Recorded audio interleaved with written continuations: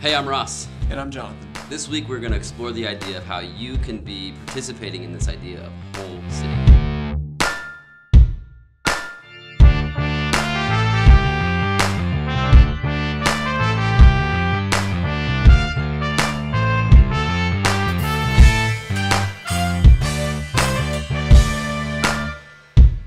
So last week we explored this idea that we've been sent to our city, and we should seek its shalom or its prosperity and flourishing.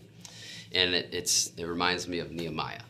Nehemiah's this guy who's kind of away from the city of God, Jerusalem, the city of shalom. And he asked for a report on the city. And so when the report comes back to him, he gets a report on what's actually going on in the city and what are the people they're experiencing. And I think that's a really important practice for us to do.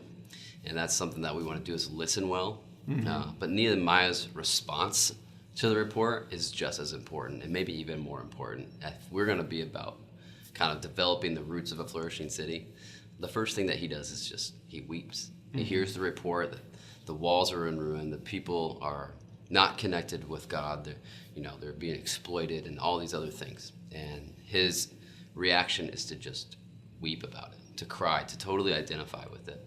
And then he prays and he puts a plan together to take action. Yeah, I think those two things go hand in hand to loving and listening. That as you listen and you learn about your city, you have the opportunity to fall more in love with it, both with the positive things and also to feel empathy for the things that are broken. One of the main ways that I've had the opportunity to do that is through some of the films that we've made, because we focus on an issue and we start with listening. So that's given me the opportunity to talk to people I wouldn't normally talk to, go to places in our city that I wouldn't normally go, and learn a lot.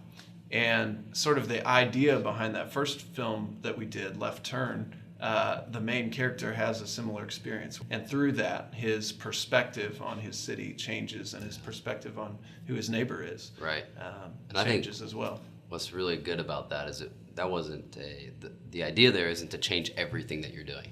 It's to change one thing that maybe allows you to experience something in the city that you didn't know about. Right. And I think that's a really crucial thing to do.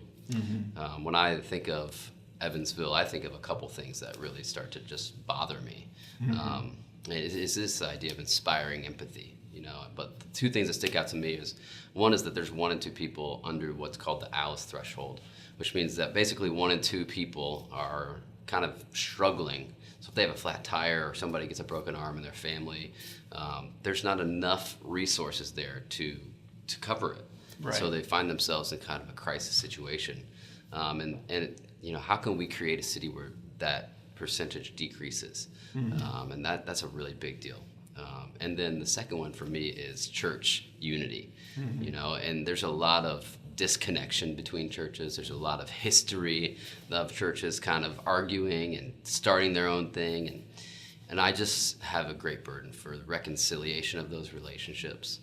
Those are kind of the things where I start to develop empathy, compassion, and really a sense of urgency and purpose, and what can I do about that? Right.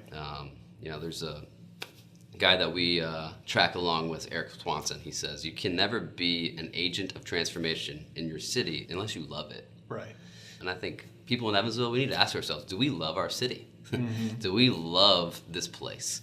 And if we do, then great, we can start helping to be an agent of transformation. But if we really just don't love it, then we find ourselves in a position of judgment rather than transforming it. Yeah, and I think there are lots of opportunities for people to get involved, for people to, resonate with a specific issue. You don't have to be heavily invested in everything in the whole city, but if you can find those 1 or 2 things to heavily invest yourself in, it makes a big difference. Yeah.